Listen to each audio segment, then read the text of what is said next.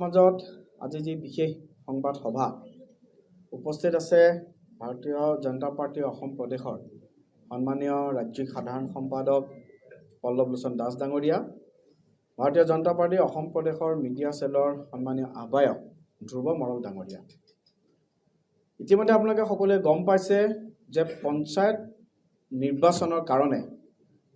সমগ্ৰ অসমতে ৰাইজৰ মাজত এক বিশেষ উৎসাহ পৰিলক্ষিত হৈছে আৰু আমি খুব সগৌৰৱে খুব আনন্দৰে আমি এইখিনি ভাৰতীয় জনতা পাৰ্টি অসম প্ৰদেশৰ তৰফৰ পৰা ব্যক্ত কৰিব বিচাৰিছোঁ যে পঞ্চায়ত নিৰ্বাচন আৰম্ভ হোৱাৰ আগৰে পৰাই ৰাইজৰ আশীৰ্বাদ ভাৰতীয় জনতা পাৰ্টি, অসম গণ পৰিষদ,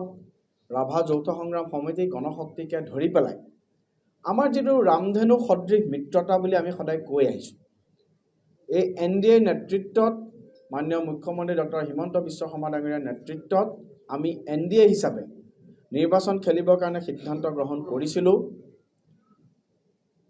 ৰাজ্যিকৰ পৰা আৰম্ভ কৰি জিলা পৰিষদৰ পৰা আৰম্ভ কৰি আঞ্চলিক পঞ্চায়তৰ পৰ্যায়লৈকে ভাৰতীয় জনতা পাৰ্টি, অসম গণ পৰিষদ তথা আমাৰ মিত্ৰ জলে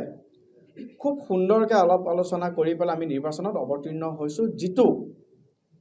সকলো ৰাইজে আদৰি লৈছে। আৰু ইয়াৰ প্ৰতিফল আমি দেখা পাইছোঁ যে সৰ্বকালৰ অভিলেখ ভংগ কৰি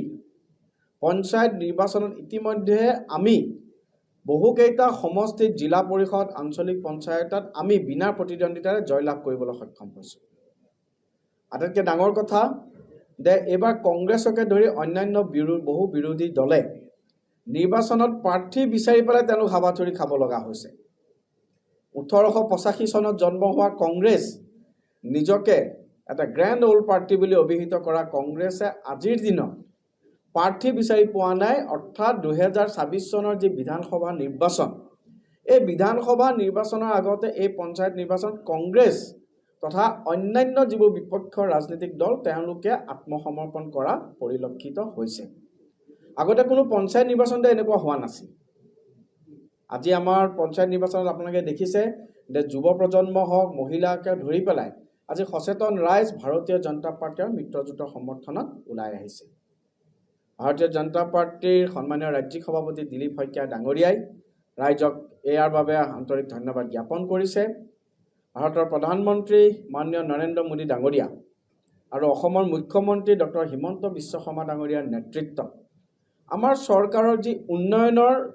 যিটো অনিৰুদ্ধ আৰু অনিৰ্বাণ যাত্ৰা, তাৰ লগতে জাতি মাটি ভেটি ৰক্ষাৰ কাৰণে আমাৰ চৰকাৰ কিখনৰ যিটো প্ৰতিশ্ৰুতি, এই প্ৰতিশ্ৰুতিয়ে আজি সমগ্ৰ ৰাইজক আজি আকৰ্ষিত কৰিবলৈ সক্ষম হৈছে আৰু ৰাইজৰ আশীৰ্বাদ আমি সেইকাৰণে পাবলৈ সক্ষম হৈছোঁ। মই আমাৰ মাননীয় ৰাজ্যিক সাধাৰণ সম্পাদক পল্লৱ লোচন দাস ডাঙৰীয়া আছে, আমাৰ কোন জিলাত আমাৰ কিমান আমি জিলা পৰিষদ আমি বিনা প্ৰতিদ্বন্দ্বিতাৰে নিৰ্বাচিত হৈছোঁ NDAকে ধৰি পেলাই AP ক্ষেত্ৰত মই এই ক্ষেত্ৰত তেখেতক বক্তব্য দাঙিবৰ বাবে অনুৰোধ জনাইছোঁ আৰু পুনৰাই অসমবাসীৰ ৰাইজক আমি ধন্যবাদ জ্ঞাপন কৰিছোঁ যে NDAৰ ওপৰত ভাৰতীয় জনতা পাৰ্টিৰ ওপৰত তেওঁলোকৰ যি বিশ্বাস, এই বিশ্বাস অটুট ৰখাৰ বাবে আৰু তেওঁলোকৰ এই বিশ্বাসক মূল্য দিবৰ কাৰণে অনাগত সময়ত ভাৰতীয় জনতা পাৰ্টি